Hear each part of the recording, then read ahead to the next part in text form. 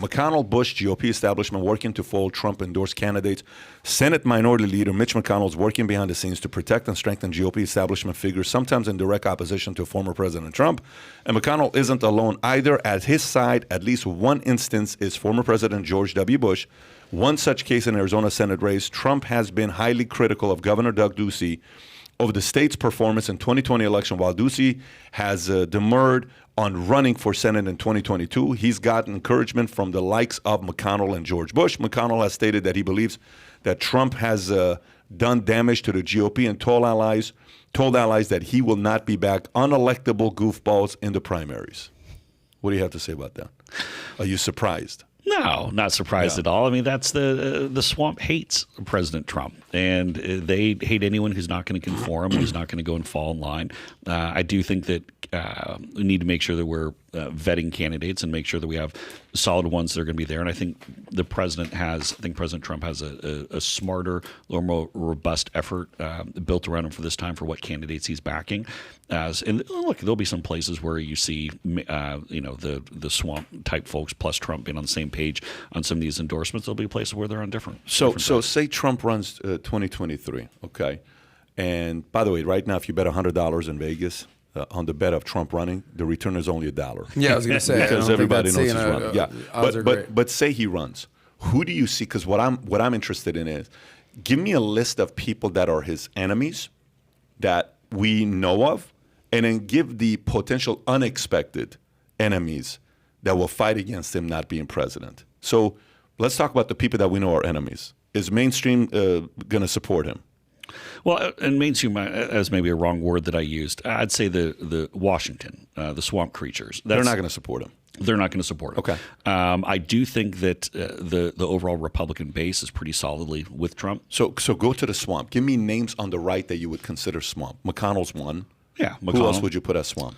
You listed a number of earlier, whether it be McConnell, whether it be Rove. I know Rove might technically live in Texas, but he's viewed as being kind of the establishment, that George W. Bush types that are there. I would say anyone who voted in the Liz Cheney types, even though she's going to be out of office here. There's zero chance that she wins her race in Wyoming.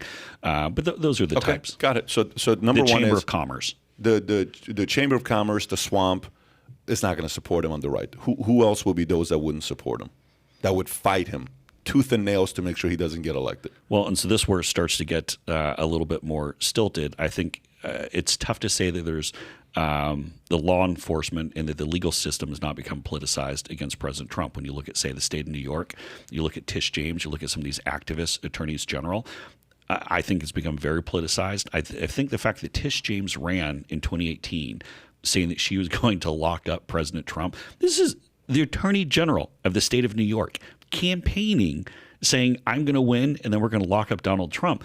What kind of impartial law enforcement activist is this? I mean, this thing is so politicized that I think it's really just an egregious abuse of our judicial system. So you can say, but then I'd also say, and this kind of goes to, I know, another thing we're going to talk about. You look what they did with Trump with all the spying and the data collection and things like that from 2016 and even beyond. I don't put it above even Biden's White House or Biden's DOJ to go and pull some of the same shenanigans again. Okay, so far we got the swamp, part of the mainstream media.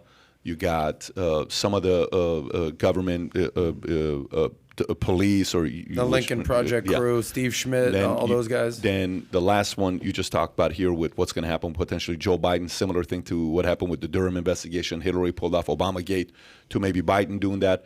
Who else you think will be? You think the Facebooks of the world, you think those guys are going to be overly playing the control game to make sure, not necessarily Trump, they've already done that, but other people that are coming up, a Candace Owens that all of a sudden does a live and gets 22 million views, well, let's silence her. You think there's going to be a lot more stories like that happen in the next couple of years? Absolutely. And here's one of the kind of the buried leads or untold stories. The progressive left really took it out on Jack Dorsey and Mark Zuckerberg after Trump won in 2016. And they said, it's because of you. You guys came up with those platforms. You allowed Trump to evade the media, go directly to people. It's on you. I think that's a big part of the reason why you saw Zuckerberg then go and fund some of the election efforts with the drop boxes and the things of that nature, kind of the good is he would, I'm sure, probably describe it good government and pro-voting, but he basically was funding. He knew what he was funding. But that's why you saw so much of the backlash. They changed the rules of the game in 2020. They said, okay, Trump, you're not going to have the unfettered access. We're going to suspend you where necessary. We'll put up the warning labels. And now, post-election, they ultimately banned him from their accounts. So I think that will ratchet up even higher. And that's part of the thing. You look at, again, not where the ball is right now, but where it's going, is we go into these elections, not just the 2022 midterms, or even 2024. Facebook and Twitter have already made that business decision that they want some people as customers and others they don't want as customers, not just in the U.S., but around the world. Both of those platforms are going to lose tremendous amounts of people as they come in and exercise additional acts of political discrimination. Well, we saw that when they lost $240 billion in a day. Facebook, that's a lot of money to lose in a day, $240 in a single day. So who will be the supporters? Go on the flip side now. Who will be the supporters? And who will be the surprising supporters? So one, and again, you're probably already aware of this one. I think Latinos and Hispanic Americans will be big drivers for Trump. And part of the reason is this. Democrats made just a fundamental miscalculation when they backed the BLM movement the way they did in 2020, just with the lawlessness and the acts of looting and everything that we saw come out of those riots and protests. I think that you have a lot of white Democrats in Washington who don't understand the Hispanic and Latino American communities at all and think it's purely just about economics. You travel to Central and South America and people have 8-9 foot walls around their house, or 8-9 foot gates and walls and fences, things of that nature. It's because it's not safe. I mean, go to Colombia and even good neighborhoods, you have the uniformed officers with machine guns.